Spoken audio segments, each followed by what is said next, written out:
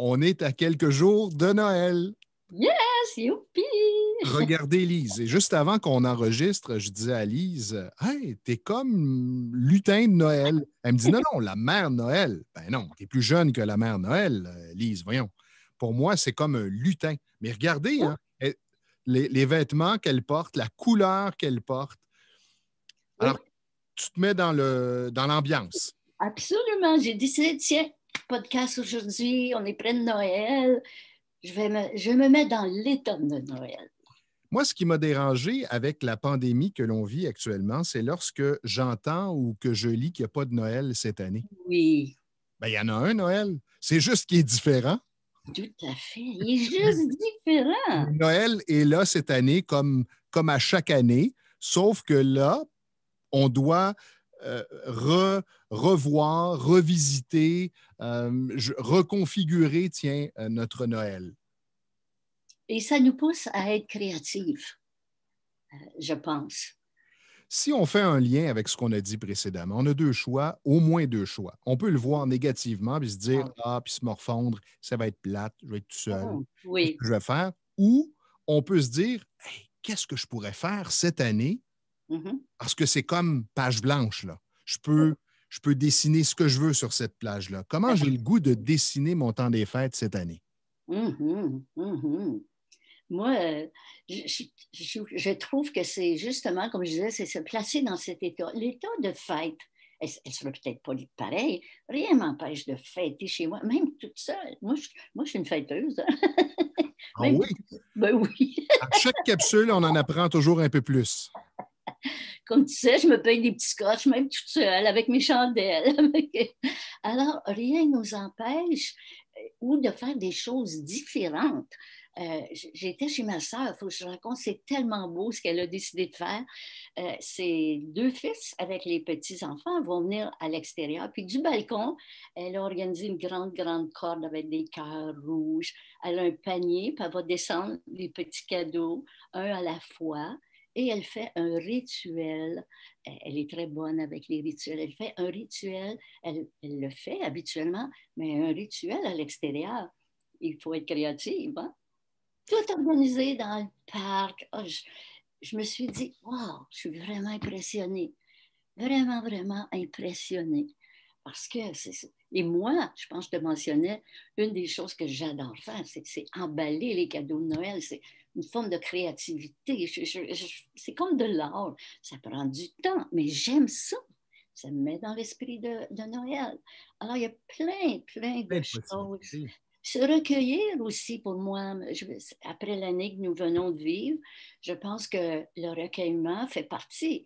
On va peut-être parler un jour des polarités. C'est pas juste le party, mais il y a moi, pourrais le voir, une partie de recueillement, la façon qui nous convient le mieux, la partie fête, mais mettre ça ensemble, un juste milieu.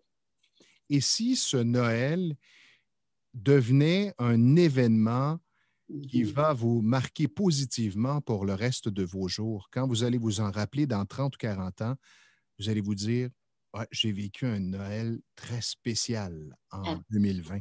Absolument. Et le sourire. Le sourire. Alors, le « et si » ouvre le champ des possibles. Oui.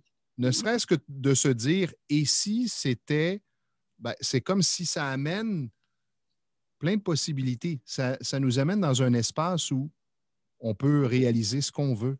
Absolument. Le plus important, je pense aussi, Stéphane, c'est de décider. On parle souvent dans nos podcasts comment c'est vraiment très important. Premièrement, où suis-je par rapport à Noël? Suis-je d'un côté plus sombre ou suis-je d'un côté lumineux? Alors, je peux installer le côté lumineux, hein, et me dire, je prépare mon état d'esprit, je me regarde, je décide de me placer dans un état de fête, dans un état de célébration, quelle qu'elle soit. L'important, c'est d'avoir cet état de vouloir célébrer, de vouloir réfléchir. Et je pense qu'on va passer un beau Noël. La semaine passée, je croise un de mes clients qui me dit « Ah, toi, tu es toujours positif de toute façon. » Et là, j'ai comme réagi quand il m'a lancé cette phrase-là. J'ai fait un pas en arrière. J'ai dit toujours positif, moi. Et là, c'était juste avant son coaching, donc on a pris quelques minutes pour jaser, puis je lui ai dit, je vais te raconter un peu comment ça se passe dans ma vie. C'est-à-dire que c'est comme pour n'importe qui, il y a des jours où ça va, des jours où ça va moins bien. Absolument. Et comme tu viens de le dire, c'est de se positionner, de faire un choix. Moi, le matin, si je me lève et que je ne suis pas de bonne humeur, bon, ça peut durer 5 minutes, 10 minutes, mais à un moment donné, je me ressaisis et je me dis, OK, là, quel genre de journée j'ai le goût de passer? Absolument. Absolument. On a le choix. Ça nous appartient. Oui. C'est personnel, c'est propre à nous. Oui. Oui. Alors, est-ce que vous êtes une victime ou responsable? Exact. Moi, je suis responsable de mon état. Oui, oui. Pas responsable, en tout cas, je n'ai pas de pouvoir sur ce qu'il y a autour, mais j'ai un pouvoir sur moi, sur ce que je veux ressentir.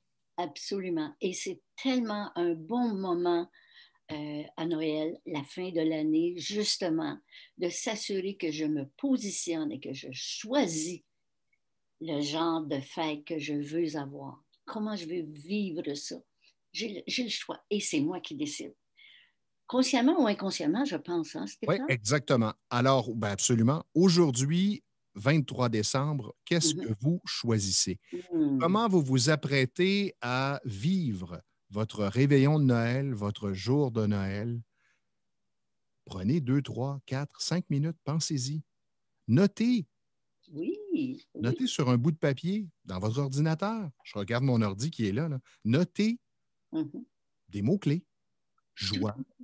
Oui. Joie, liberté, plaisir. Repos. Repos. Et regardez ces mots-clés-là et commencez à imaginer comment vous pourriez les vivre. Qu'est-ce que ça pourrait vous permettre de ressentir? Et déjà là, vous allez vous placer dans un esprit, Tout à fait.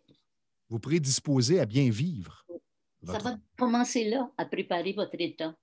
Et c'est une belle distraction plutôt que de sombrer. Ah, c'est pas drôle, on vient de vivre une longue année, puis ça n'a pas de bon sens, je peux pas faire ceci, je peux pas. Et toutes les pas. Oui. Enlevez les pas dans vos phrases. Enlevons le je ne peux pas, je ne peux pas. Ou quand je dis je ne peux pas, à l'inverse, je peux. Oui, parce que les pas dont tu parles nous amènent à marcher dans une mauvaise direction. Tout à fait. Tout à fait. Oui, oui, oui, oui. Alors, moi, j'aimerais prendre 30 secondes simplement pour vous transmettre mes meilleurs vœux. Je vous souhaite de vivre un Noël spécial, un Noël comme vous n'en avez jamais vécu, mais positivement. Vivez ce Noël et vivez la magie de Noël malgré la pandémie. C'est ce que je vous souhaite. Et toi? Ah, écoute, je pourrais dire bis, bis, bis, bis. Et moi, j'aimerais ça aussi que chacun puisse passer un beau temps des fêtes, je dirais, dans la profondeur et dans le plaisir. C'est pas juste un ou juste l'autre. De passer. Alors, je vous souhaite d'aller puiser à l'intérieur de vous ces belles ressources qui sont là, qui attendent simplement d'être réveillées. Alors, moi, je vous souhaite de tout cœur que vous éveillez toutes vos ressources intérieures, particulièrement pour cette grande fête. C'est de tout cœur que je vous souhaite ça. Joyeux Noël. Noël.